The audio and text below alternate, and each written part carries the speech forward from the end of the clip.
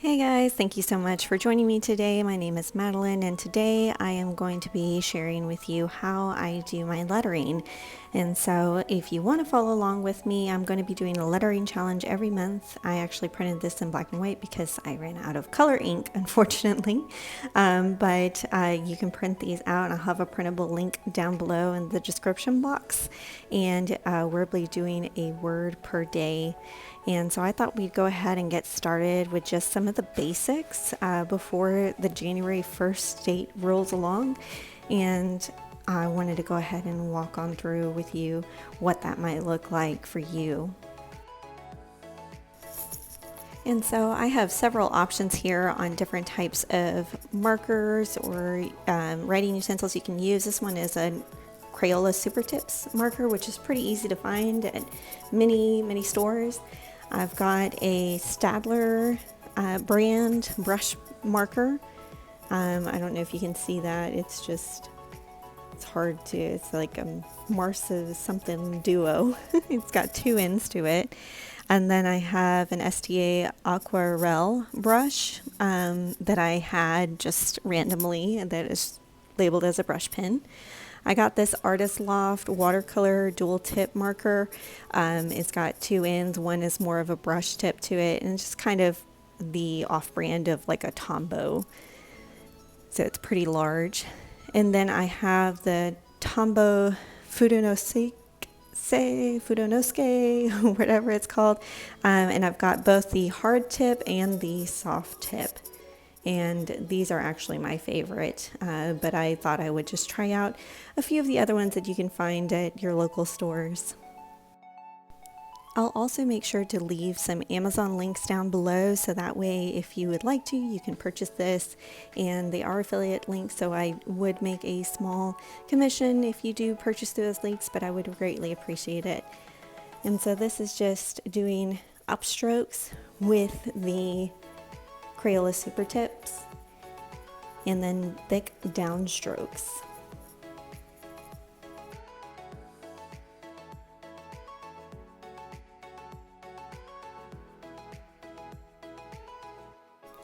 And then I'm going to start with the Staedtler, and I'm going to quickly realize that this marker, apparently I used it a lot, and it's no longer writing as clearly as it should. And so I tried to muscle through and give it its last go, but decided that it wasn't dark enough. So I went ahead and just got another one that was more of a dark gray color that I did have. Again, you don't have to have any of the fancy brush pens or brush markers. Really trying anything and seeing if you can get a soft upward stroke, light upward stroke, and a hard thick downstroke is what you're going to do. You'll find that certain ones feel better in the hand, certain ones look better, but it just kind of depends. Some work better with a larger amount of space, and some work better with just doing smaller writing, and so you just kind of trial and error that. And then I started with the Aquarelle, and it was very hard to get a thin upstroke.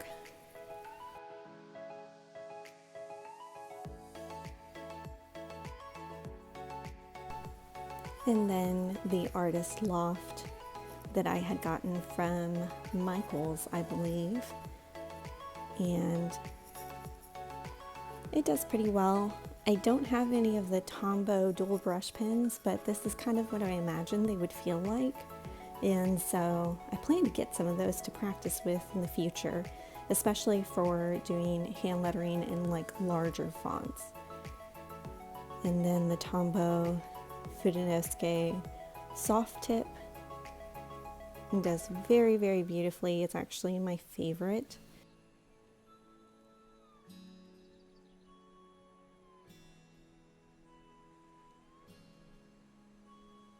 And then I have the Tombow Fudenosuke hard tip. And this is the one I actually use for a majority of my planning because it can do such small lettering.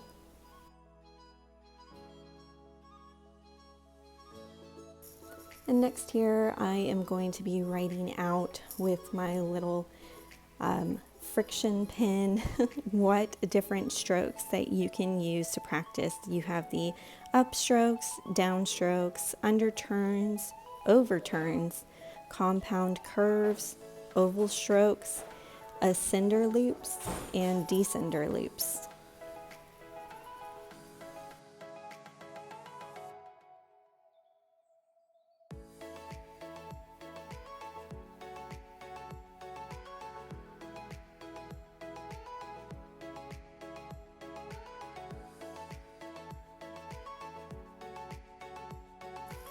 And so for me, I decided to use the Tombow Fudenosuke soft tip, and I'm going to be doing some very light upstrokes, first in a diagonal one way, and then I'm going to practice in the diagonal going the other direction.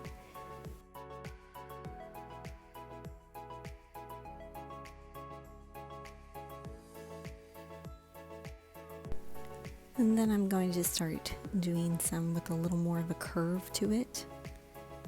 So a little more of an S shape. And then going in the opposite direction. And this is just to get some practice, more practice in doing thin, fine lined upstrokes.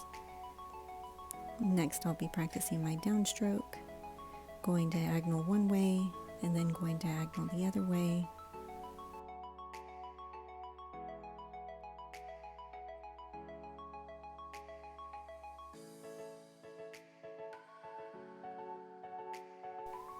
And then a little more of an S shape, so you can get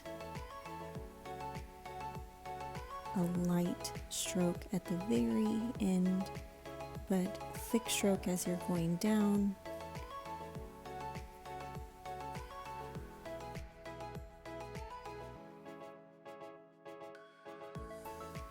It's kind of like you're tapering off from the beginning, and then at the very end, I'm just tapering off a very light stroke.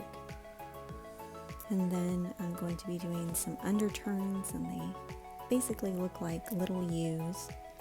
And so you start with a thick downstroke, and then you slowly let up and start doing a thin upstroke.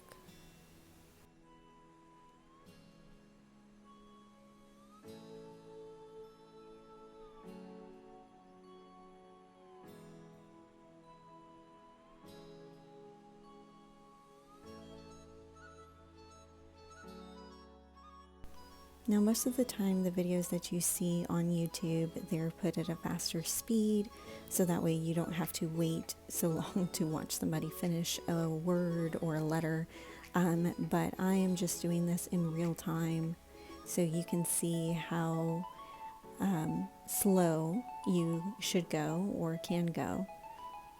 And then I'm going to be doing the overturns, and this is like kind of like an N shape, so you start with a small upstroke and then a thick downstroke. And my hope is, with you seeing this, that you are not intimidated at all, that this is something that just takes practice, and I am still practicing, I'm learning. I'm not a wonderful calligraphy artist or anything. I just, practice at home and just keep practicing. And now we're going to be doing the compound curve, and so it is like almost like an uppercase N, but it's just doing that up, thin stroke, downstroke, thick, and then up again in the thin stroke. So you're combining both the underturn and the overturn.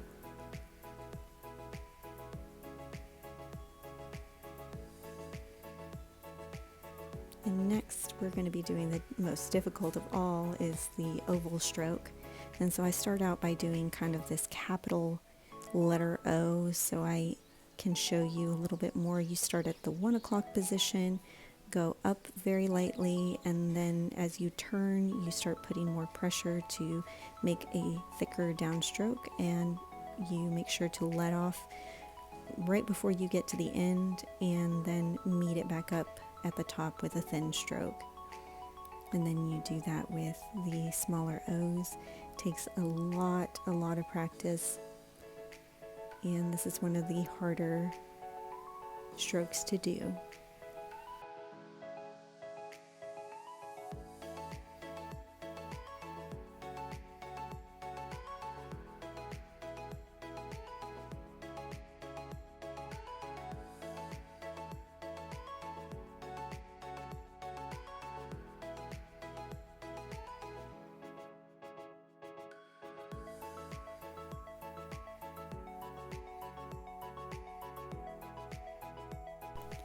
So next I'm going to be doing the ascender loop, and it just kind of looks like a P. You're going to do a thin upstroke towards the right and then curve back around to the left and make a thick downstroke.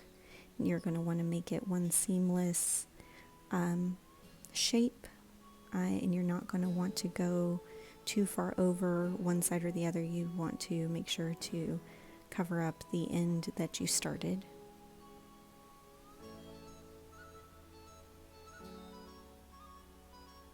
And then we're going to do the descender loop, which looks similar to a J. You're going to have a thick downstroke, and then you're going to curve around to the left and make a thin upstroke back towards the center.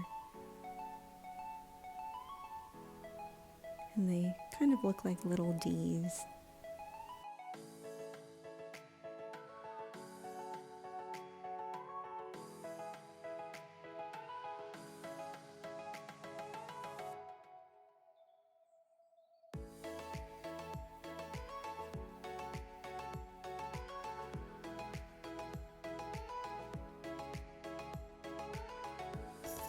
And then I figured, why not go ahead and show you the first day of the month of January, the word, which is January. And so I do that kind of descender loop.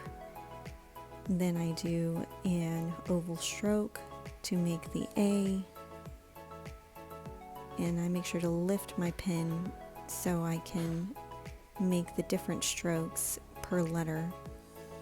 So every letter I complete, and sometimes in the middle of a letter, I do lift my pen up, so that way I could make a better stroke downward or upward.